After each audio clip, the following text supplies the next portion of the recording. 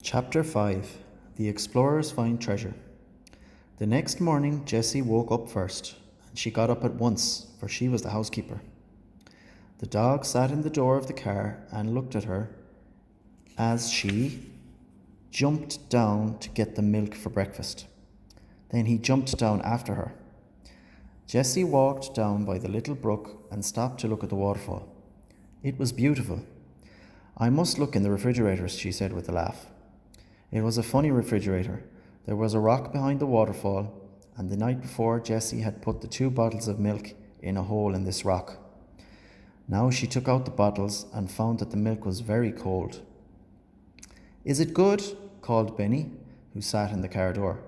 "It is delicious," cried Jessie. "It is cold too." She got up into the car with the milk and sat down beside Benny. Then the 4 children drank the milk for breakfast. Henry said, "Today I'll go to town and try to get some work to do. I can cut grass or work in a garden or something. Then we'll have something besides milk for breakfast." He washed his hands and face and started out. "I'm so glad you have a dog, Jessie," he said. "Goodbye. I'll be back at noon." The children looked after Henry, and then they looked at Jessie. "What are we going to do now, Jessie?" Benny asked his sister. "Well, Benny," answered Jessie, "we'll go exploring and look for treasures. We'll begin here at the car and look until we find a dump." "What's a dump?" asked Benny. "Oh, Benny," said Violet, "you know what a dump is. Old tin cans and old dishes and bottles."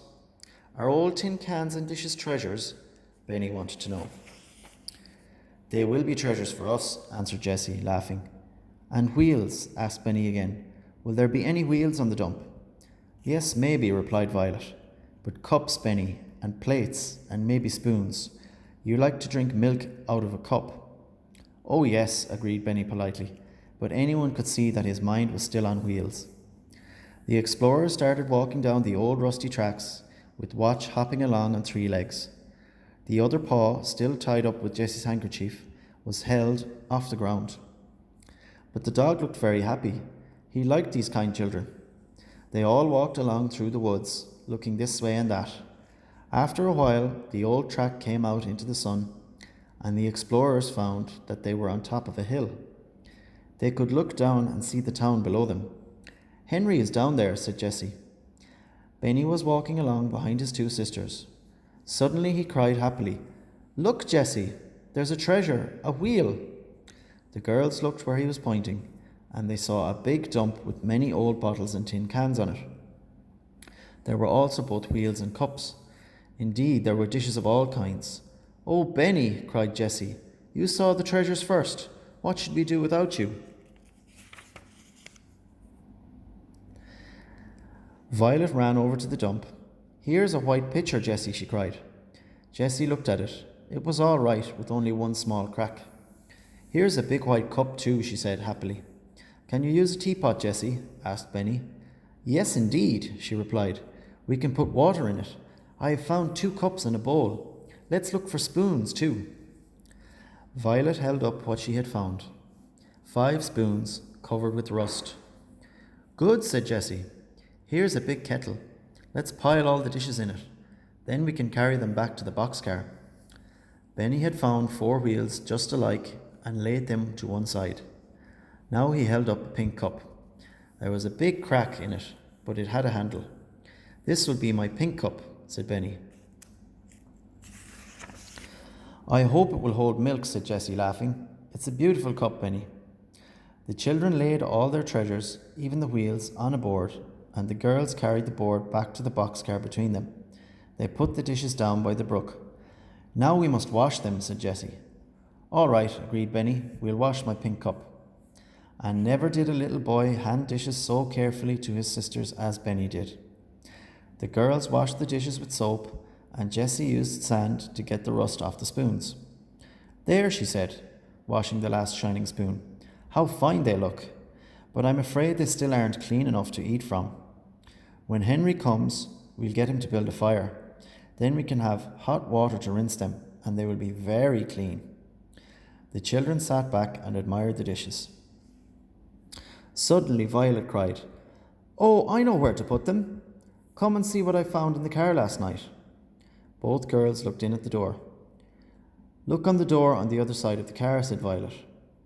All Jessie saw were 2 pieces of wood nailed to the closed door of the car. But she knew at once what was in Violet's mind. She ran to get the board that they had carried from the dump and laid it carefully across the 2 pieces of wood. It made a fine shelf for the dishes. There, said Jessie. The children could hardly wait to put the shining dishes on the shelf. Let's put them on now, said Violet, and see how they look without waiting to rinse them. When they were on the shelf, Violet picked some white and yellow flowers and put them in a cup full of water in the middle of the shelf. There, said Jessie, stepping back to look at it. You said there 3 times, remarked Benny happily. So I did, replied Jessie, laughing, and I'm going to say it again. She pointed into the woods and said, There. Henry was coming through the woods, and he carried many funny-looking bundles in his arms, but he would not open his bundles or tell what he had been doing until it was time for dinner. Where did you get the dishes? He cried when he saw the shelf. We went exploring, said Violet, and found a big dump. The children began telling him about their treasures. Benny told him about the tin cans and his pink cup and his wheels. Jessie took out the big kettle and asked him about building a fire. We want to use the dishes to eat from, she told him, and it's hard to get them clean in cold water. So Henry made a small fire in an open place where it could not burn anything. He put big stones all around it. We ought to have a fireplace, he remarked. Jessie cleaned the kettle with sand and filled it with water. Then Henry put it on the fire. Soon the water was boiling, and Jessie rinsed the dishes carefully. Now I know they're clean enough to eat from, she said happily.